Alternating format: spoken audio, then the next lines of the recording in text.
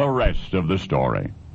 On capital punishment in modern times, you're either for or against.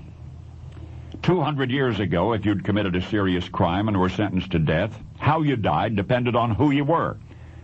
And that was about the time the good Dr. Joseph came out of nowhere and changed things for the better. What this 18th century humanitarian got for his trouble, that is the rest of the story. Dr. Joseph was a humanitarian to some. He was a bleeding heart to others. Deep down, I suspect that he was flat out against capital punishment, but he realized he'd get nowhere with that conviction. After all, we're talking about the 1700s. So Dr. Joseph contented himself with a personal crusade against the accepted methods of execution. They were all unnecessarily cruel, he maintained. They were all in some way linked to torture.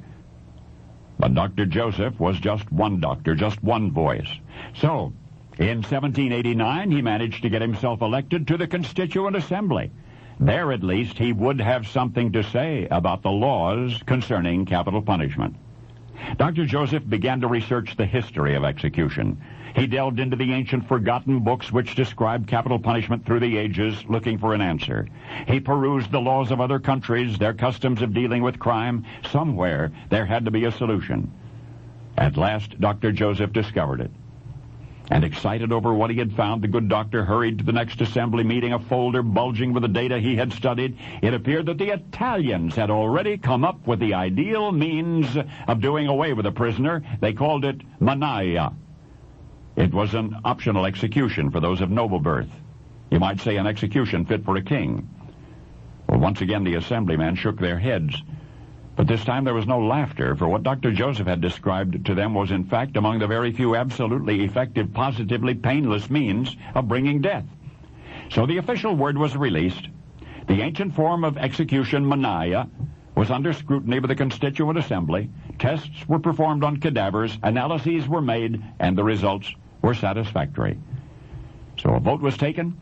On April 25, 1792, 3 hard-fought years after Dr. Joseph's campaign had begun, mannaia, for the first time, was put to use. Dr. Joseph had won almost. No, Dr. Joseph was never to become a victim of his humane contraption. Remember, he was a gentle man, much respected, well-loved. In fact, when Dr. Joseph's countrymen saw the sense of humane execution, when they realized it was a step forward toward a more civil civilization, they honored the good doctor by naming it after him. And that is how Dr. Joseph lost. For the crude instrument he helped to refine, the machine from an Italian archive rose from the pages of history to inspire terror forever after. Or as a means of death, this nobleman's form of execution is still perhaps the most humane. The problem was it did not appear to be. And yet the mannaia got a new lease on death and another name from the man who single-handedly had resurrected it. And the gentle doctor's children in time changed their own names to avoid being associated with his, Dr. Joseph Guillotine. And now you know the rest of the story.